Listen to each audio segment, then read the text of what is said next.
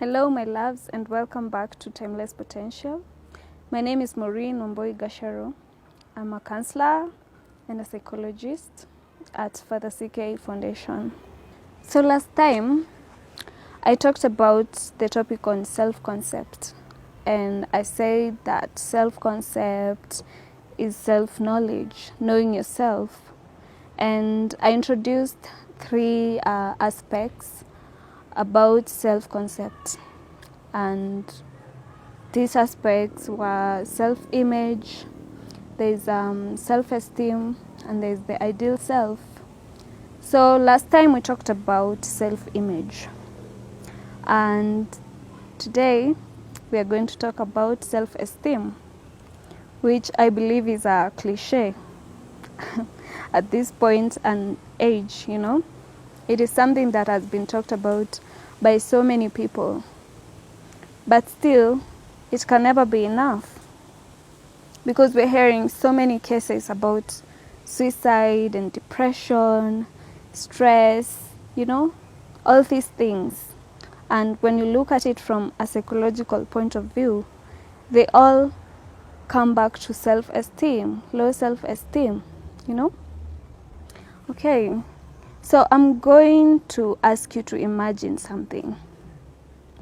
Imagine you've gone for an interview at your dream workplace.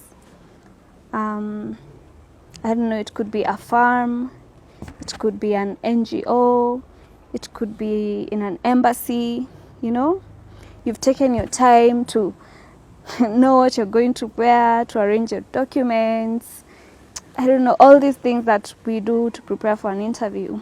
And then you go for the interview. And then at the waiting room, there are so many people. And you're so confident about yourself. And you go, you take a seat, and you're waiting for your turn to come. But then, during this time, someone walks in. Could be a lady or a gentleman. And you even stand to greet him, or to, I don't know, just to acknowledge his presence, like, hey, good morning, I'm here for the interview, just in case he or she is the CEO of the company. Only for him or her to ask you, has the interview started? Am I late? And you're like, oh my gosh, this person is also here for an interview, like, he's dressed too well, or he looks too confident, or so confident. I honestly thought he was the CEO. And so you go back to your seat feeling ashamed, probably. And I want you to ask yourself, what will transpire after that? How would you feel about yourself? Would you feel like you're no longer ready for the interview? Would you still be ready for the interview?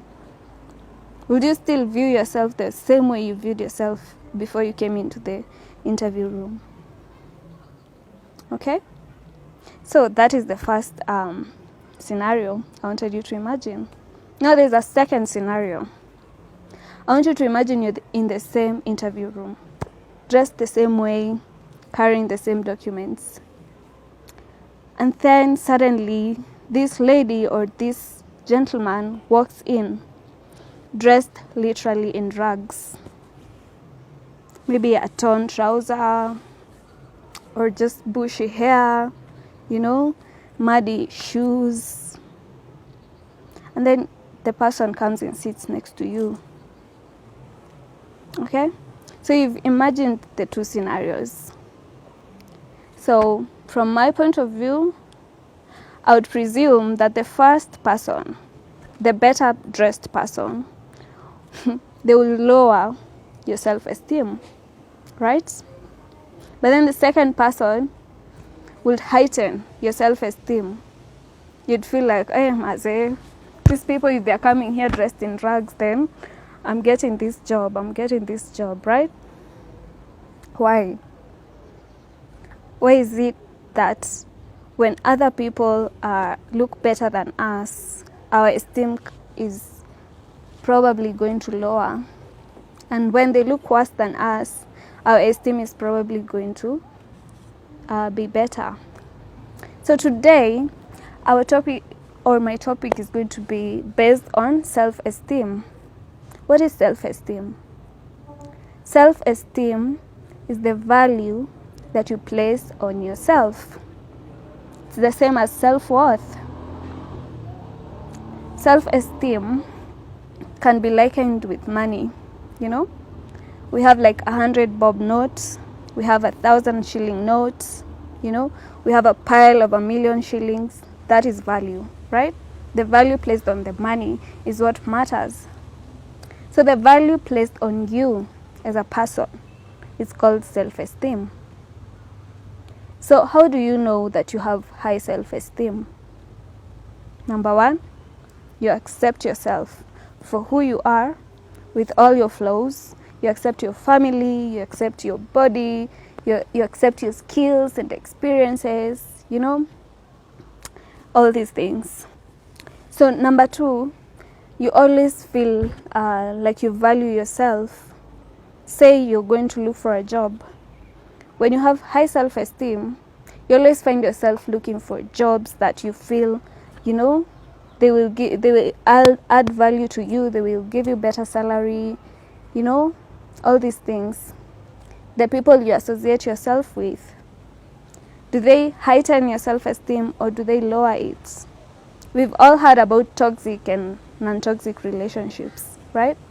Toxic people tend to bring you down, while non-toxic people tend to lift you up. So all these are signs that you have a healthy self-esteem. What about the downside of self-esteem? You might find that you're not very sure where your self-esteem is at, you know? So how do you know that your self-esteem is not healthy? Number one, the way you present yourself to others. Are you confident? Do you talk about yourself with value? You know, it shows by the way you talk, the tone of your voice, the way you look at people. Do you maintain good eye contact? You know, the other way to know if you have good self-esteem is if you engage in your hobbies and interests more. Are you outgoing? You know, do you dress confidently? Do you walk confidently? These are just some of the ways, but I will make sure to leave some or more ways down in the description box. So make sure to go to the description box and read. And if you have any questions, please be sure to leave a comment down below. So that's it for today, guys. If you have any concerns, just leave your comments in the comment section and I will be sure to answer any questions. Okay, have a lovely week and God bless you. Bye.